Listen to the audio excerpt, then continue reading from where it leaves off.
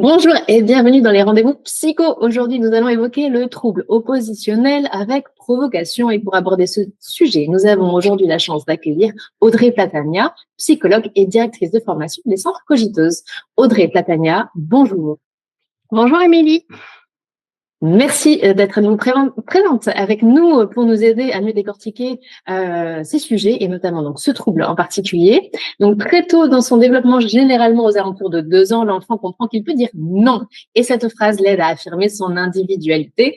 Cette étape est tout à fait normale et même nécessaire, mais quand elle perdure et qu'elle se caractérise par une humeur irritable, de la désobéissance quasi généralisée, voire des comportements vindicatifs, il s'agit alors d'un problème qui doit nécessiter toute l'attention des parents afin d'y apporter une réponse appropriée et rapide.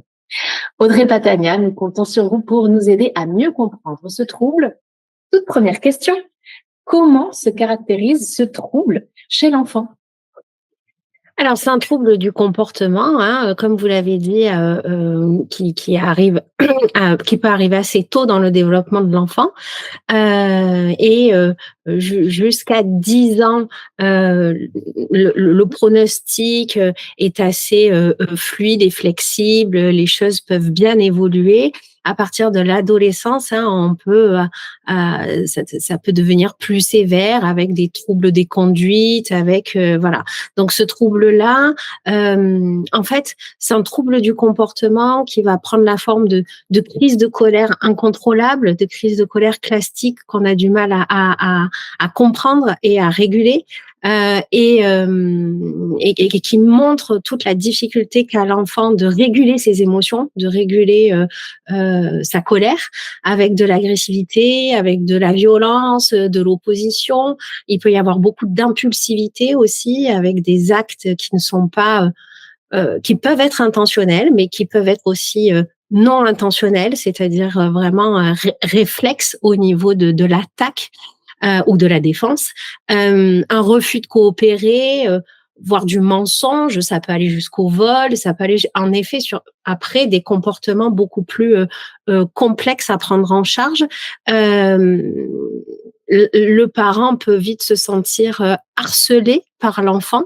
On peut parler aussi d'enfants tyranniques, ou qui lâchent pas l'affaire, qui sont des véritables pitbulls, avec cette très grande difficulté à gérer la frustration, à gérer le fait de différer ses besoins, le fait de pouvoir renoncer à certaines de ses désirs, certaines de ses envies.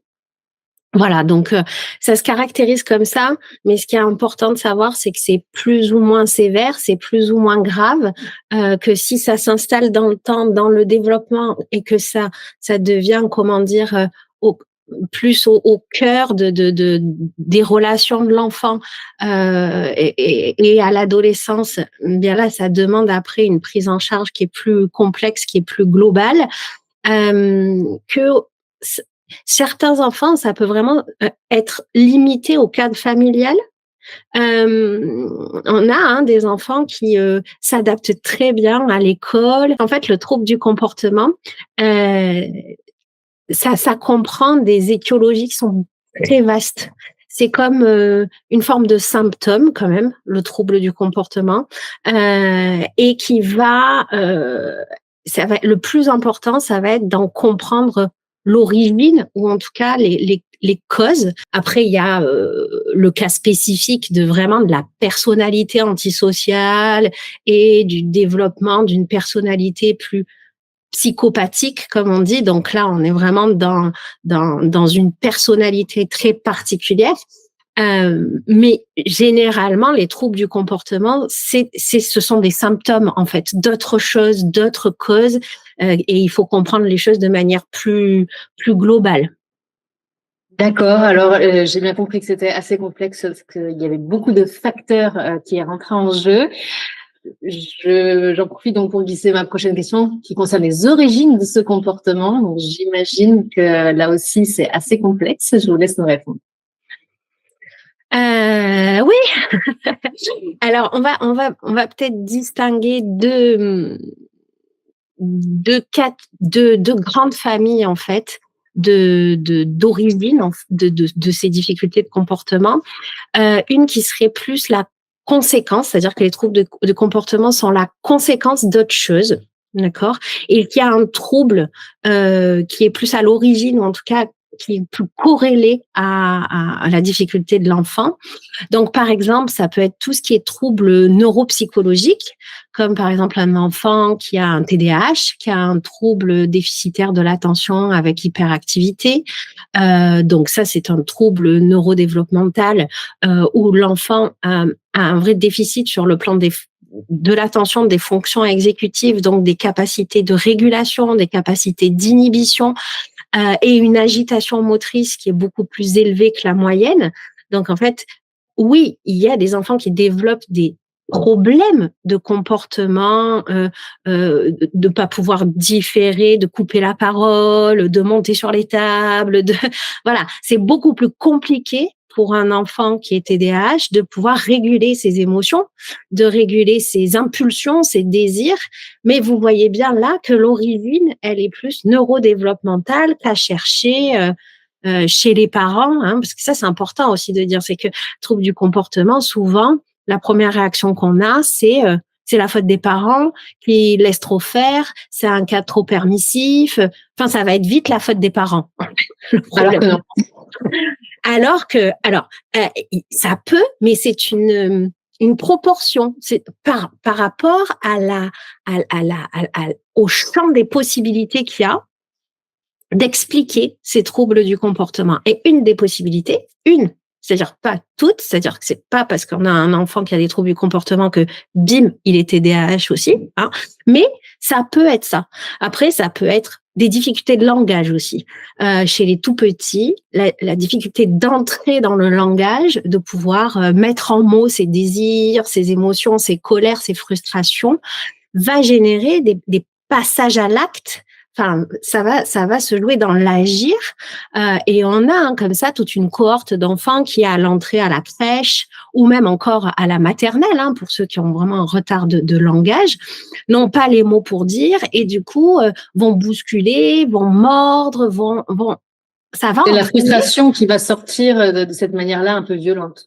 Oui, c'est l'impossibilité à symboliser. Le langage, c'est vraiment la possibilité d'entrer dans une pensée symbolique, donc de pouvoir exprimer, de mettre un espace entre ce que je ressens et l'expression. Et là, comme il y a pas, en tout cas, le langage et donc la pensée symbolique sont complexes à mettre en place. Eh bien, du coup, l'enfant ressent l'émotion, la frustration de manière brute. Il y a plus cet espace de symbolisation et d'élaboration. Donc, des problèmes de langage aussi, ça peut vraiment entraîner des gros soucis de comportement et d'adaptation de l'enfant à nos codes sociaux et à notre environnement et aux règles qu'on lui demande. Les difficultés d'apprentissage, de toute façon, de manière globale, hein, les enfants qui ont des troubles 10, quel que soit le trouble, et qu'on sollicite sur le plan scolaire comme les autres, mais qui vont, eux, s'épuiser de manière beaucoup plus rapide et qui ont besoin d'aller mobiliser une énergie, d'aller compenser, d'aller contourner leurs troubles. Et ils font ça d'efforts et ils ont ça de résultats. Vous voyez, sur le plan des apprentissages, ça entraîne une tension, une frustration constante, un sentiment de dévalorisation et puis d'injustice qui fait que l'enfant peut développer des vraies difficultés de comportement. Alors, voilà, ça peut être des difficultés de comportement par excès, comme vous parliez du trouble oppositionnel, du trouble de rébellion, on va dire, mais ça peut être aussi par défaut, ça peut être des enfants qui s'inhibent, qui parlent plus, qui voilà. Est-ce que ça aussi c'est pas un trouble du comportement? Bah si, aussi quoi, c'est-à-dire c'est pas un comportement oui. En tout cas notre manière d'exprimer Voilà. Donc ça c'est tout ce qu'on va dire troubles instrumentaux ou neurodéveloppementaux qui vont entraîner des troubles du comportement. Après, on a tout ce qui est troubles psychologiques. C'est-à-dire qu'un enfant, par exemple, un enfant dépressif, un enfant qui a continuellement une sensation de tristesse, de morosité, de manque d'élan, de manque d'énergie. Et sur le plan, la dépression, vraiment sur le plan, il y a un plan chimique, hein, sur le plan du cerveau, qui n'ont pas les doses d'énergie, de dopamine, d'endorphine, ou qui peuvent leur permettre d'avoir un élan vital suffisant et qui sont sollicités en permanence, encore une fois, à l'école ou dans les attentes du quotidien, tout ça. Au bout d'un moment, ils peuvent plus, en fait. Ils sont en surcharge. Ils sont comme, on parle beaucoup du burn-out, mais c'est un peu Oui, ça. épuisés, en fait. C'est ça. Ils sont épuisés parce qu'en réalité, ils n'ont pas les ressources énergétiques, attentionnelles pour pouvoir répondre aux attentes. Et là aussi, il y a une balance. On attend beaucoup, on les sollicite beaucoup, mais eux, dans leur état psychologique, ils n'ont pas les ressources. Donc, à un moment donné, ça peut entraîner des vrais troubles du comportement, mais qui montrent là j'ai atteint ma limite et je ne peux plus avancer. Vous voyez, c'est comme si vous avez une fracture de la jambe et on vous demande tout le temps de courir. À un moment donné, vous allez hurler, vous allez dire mais je peux pas. Vous voyez, donc c'est aussi voilà le trouble anxieux, évidemment, le trouble de l'estime de soi. Puis après des choses aussi comme le trouble du spectre autistique. Les enfants qui ont un TSA, légers ou moyens peuvent avoir aussi, ont d'ailleurs, des problèmes d'ajustement et de comportement, de régulation des émotions, de compréhension de la communication, de difficulté à décoder les implicites, à reconnaître les affects sur le visage, qui crée aussi énormément d'handicap, en fait, de difficultés d'ajustement et d'adaptation. Et vous voyez, si on s'arrête sur ça et qu'on dit tiens, cet enfant a un trouble du comportement et qu'on s'arrête sur ce diagnostic-là, en fait, on n'aide pas l'enfant. On s'arrête. Vous voyez, c'est comme si vous disiez, comme si un médecin vous disait, bah vous avez de la fièvre. Ouais. Oui, mais d'accord. Mais apporter la solution adaptée. Voilà. Ouais, qu'est-ce qui se passe derrière, hein, voilà. Et après.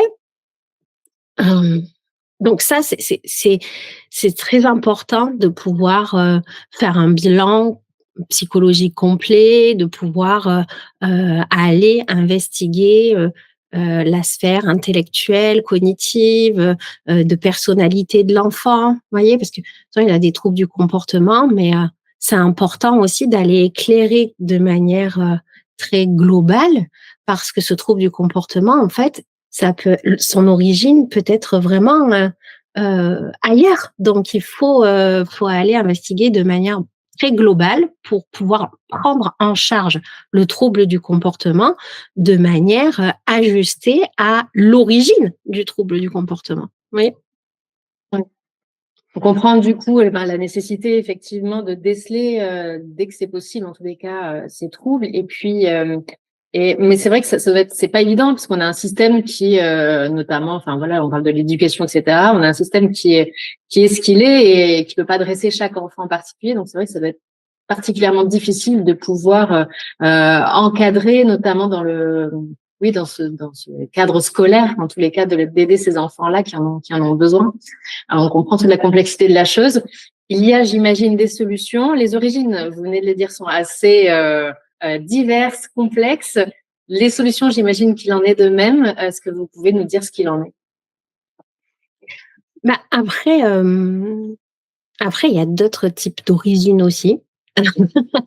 Liste non exhaustive, voilà. Ouais, c'est-à-dire qu'après, il y a tout ce qui est plus, oui, là, en effet, de la rencontre de l'enfant avec son environnement affectif. Et ça peut entraîner des troubles du comportement. C'est-à-dire que là, on est plus. Alors, il ne s'agit pas de dire c'est la faute des parents, jamais, mais il y a des manières de s'attacher, il y a des manières d'entrer en interaction et de s'ajuster dans la relation qui peuvent entraîner plus ou moins de difficultés chez l'enfant ensuite à pouvoir réguler ses émotions, à pouvoir s'ajuster et s'adapter à l'environnement et aux codes sociaux et respecter tout ça. Donc après, dans les origines, on a tout ce qui est troubles de la relation et troubles de l'attachement qui peuvent entraîner des schémas dysfonctionnels sur le plan de la personnalité de l'enfant. Et ces schémas dysfonctionnels vont se généraliser, vont, oui, l'empêcher de répondre de manière adaptée. Donc, voilà, ça peut être tout ce qui est carence affective, tout ce qui est des parents qui ont une forme de négligence, où l'enfant n'est pas entendu, n'est pas reconnu dans ses besoins. Et, et le parent là est en difficulté lui-même en fait pour pouvoir entendre et répondre aux besoins de l'enfant, et l'enfant est en souffrance, et du coup ça peut entraîner un trouble du comportement. On a des parents à l'inverse qui peuvent être beaucoup plus trop protecteurs, surprotecteurs, voire très fusionnels aussi. Des parents qui créent une relation tellement, comme on dit en psychologie, très symbiotique, c'est-à-dire qu'il n'y a pas de distanciation entre l'enfant et lui. Et finalement, ce trouble du comportement, c'est une lutte de l'enfant pour pouvoir se séparer de son parent et de pouvoir exister en tant qu'individu.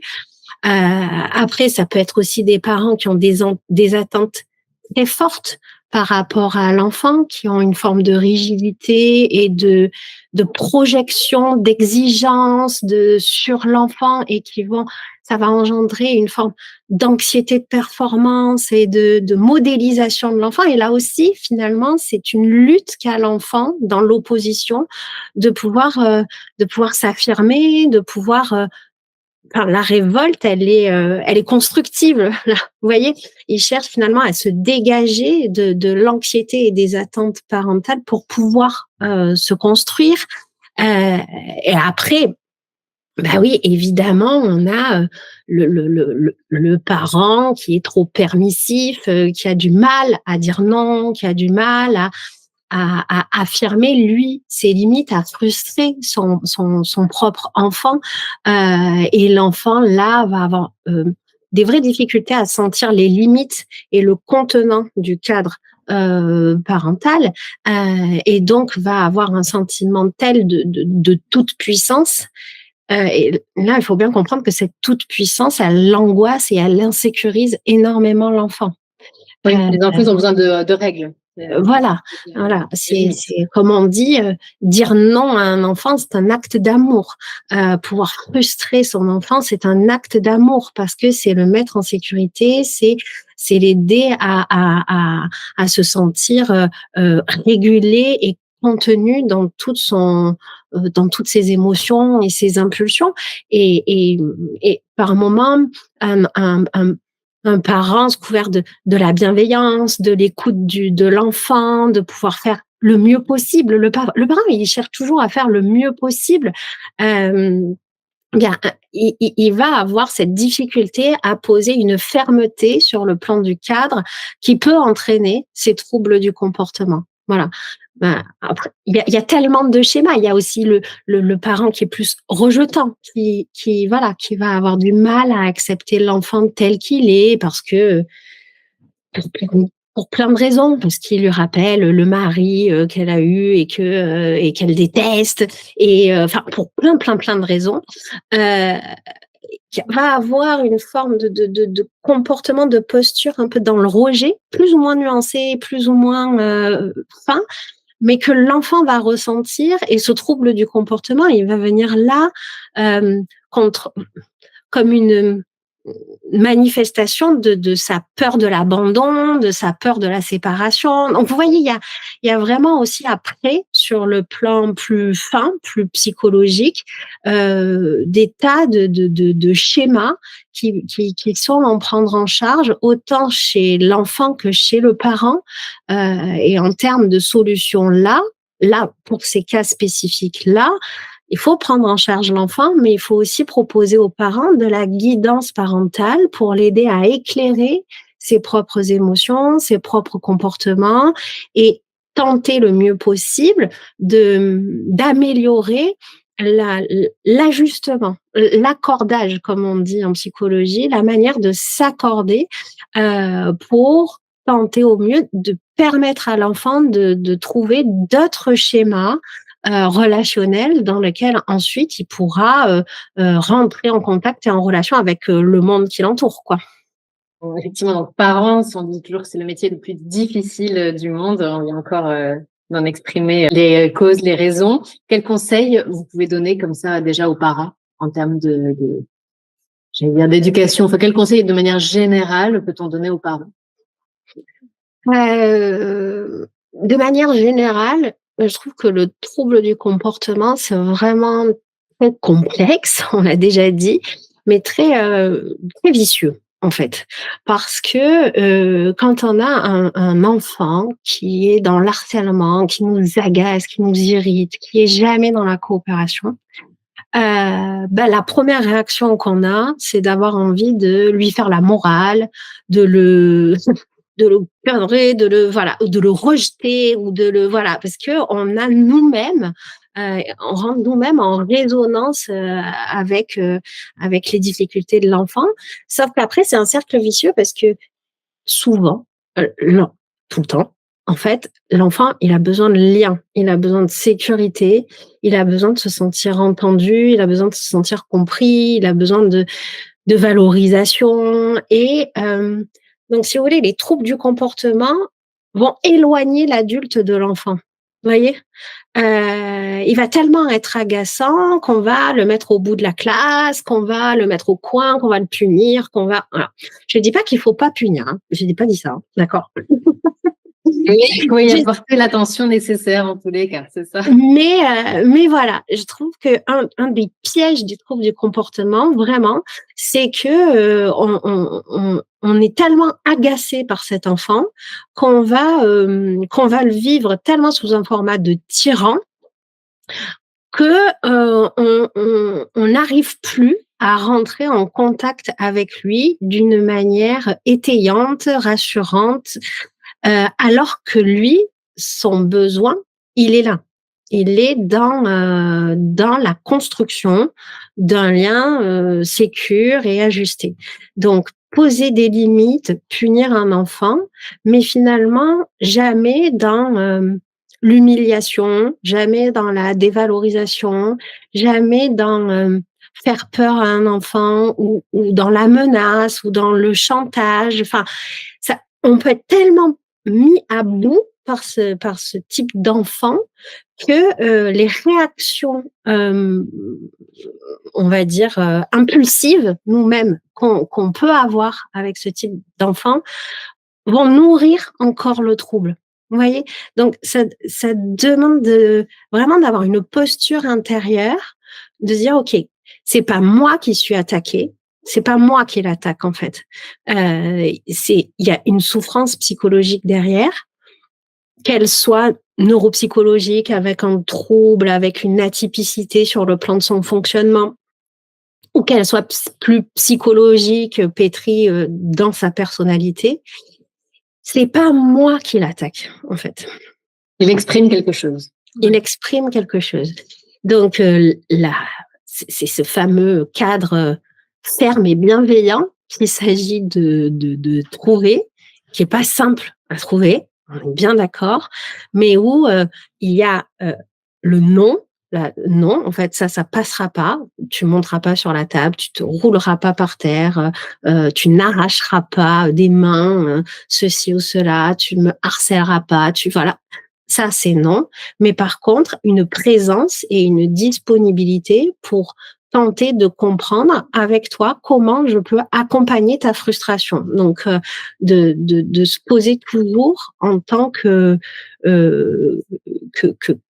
cadre pas mou, voilà, pas un cadre mou, un cadre ferme, voilà, mais qu'à l'intérieur de ce cadre, il y ait votre présence et votre disponibilité et votre écoute et surtout pas d'attaque sur le plan narcissique, sur le plan de son identité pour préserver cette base qui est essentielle en fait. Vous l'avez rappelé justement, différentes origines. Du coup, plusieurs manières d'aborder, d'essayer de traiter ce trouble. Les personnes qui viennent vous consulter, quel est le travail que vous effectuez? La première chose, donc j'imagine, c'est de lancer une investigation, savoir quelle est l'origine pour pouvoir mieux adresser. Ça s'adresse bien justement face à, il y a des résultats, de bons résultats rapidement ou c'est assez fastidieux? Ben, ça dépend les cas en fait, hein. Ça dépend les cas. Enfin, il y a des moments où les choses sont très peuvent être assez rapides parce que on comprend, on est clair et du coup ça permet de mettre du sens et on se réajuste. Puis il y a des moments où les choses sont plus enquistées, où les choses sont beaucoup plus en souffrance et où la réponse elle n'est pas que psychologique. Hein, là encore, hier, j'ai un petit ado qui a des troubles du comportement depuis longtemps, et là, avec la puberté, avec l'adolescence, il entre dans une phobie scolaire. Enfin, ça devient plus complexe. Les conséquences, oui, peuvent vraiment. Voilà. Et donc là, bah oui, il faut faire appel à des structures aussi avec un éducateur spécialisé qui peut venir à la maison, qui peut médiatiser les relations vraiment dans le quotidien, à l'intérieur de la maison, avec l'équipe pédagogique, de réfléchir comment ça peut s'aménager aussi sur le plan scolaire. Donc vraiment, ça va dépendre de l'origine, ça va dépendre de la sévérité qui va aller de la prise en charge adaptée qui peut rapidement soulager les choses à des troubles du comportement beaucoup plus anciens, beaucoup plus archaïques, beaucoup plus voilà, qui nécessitent que y ait plusieurs professionnels, chacun dans leur territoire et dans leur champ de compétences, puissent conjuguer les choses autour de l'enfant, de la famille, pour faire évoluer la situation. D'accord. Donc, dans tous les cas, si jamais on sent qu'il y a un problème, une difficulté chez l'enfant, il ne faut pas attendre. Il faut se rapprocher le plus rapidement d'un professionnel qui pourra justement trouver des solutions assez rapidement pour éviter que les choses ne s'enquistent. C'est important, la rapidité de prise en charge. Oui, parce que souvent ça s'enquiste aussi par une mauvaise interprétation des troubles du comportement. Voilà, c'est comme pour tout, c'est très important d'abord de comprendre la place de chacun, l'impact de chacun, la responsabilité de chacun dans dans les troubles du comportement, parce que voilà, il va y avoir de la culpabilité, il va y avoir des mauvaises interprétations, des fausses interprétations. Il fait exprès, c'est pour me punir, ou comme je l'ai dit tout à l'heure, c'est la faute du parent parce que le parent il est trop ceci, il est trop comme ça, qui peuvent vraiment enquiller le truc quoi. Et après, je l'ai dit aussi, c'est important aussi de voir si l'enfant, il n'y a pas, mais c'est rare, mais ça existe, des personnalités vraiment antisociales avec des formes après où il y a des origines génétiques, biologiques, psychologiques, mais avec des vrais tempéraments, avec une psychopathie. Et là, on n'est pas dans le même champ. Là, ça demande vraiment quelque chose aussi d'une aide psychiatrique, quoi. D'accord. Merci beaucoup pour cet éclairage sur ce sujet. Nous l'avons vu, combien complexe. Alors, pour aider votre enfant ou pour vous faire accompagner en tant que parent, Audrey Platania, vous l'avez dit, il ne faut surtout pas hésiter à faire appel à un professionnel. Audrey Platania, par exemple, comment faire pour vous consulter? Alors, moi, j'appartiens au réseau Cogiteuse, qui est un réseau de psychologues. Vous pouvez retrouver l'ensemble des coordonnées sur le site internet. Et puis, voilà, un peu partout en France. Merci Audrey Platania, merci à toutes et à tous de nous avoir suivis. On se retrouve peut-être une prochaine fois pour un nouveau sujet. Avec plaisir, Émilie. Et une très bonne journée à toutes et à tous. À bientôt. Au revoir.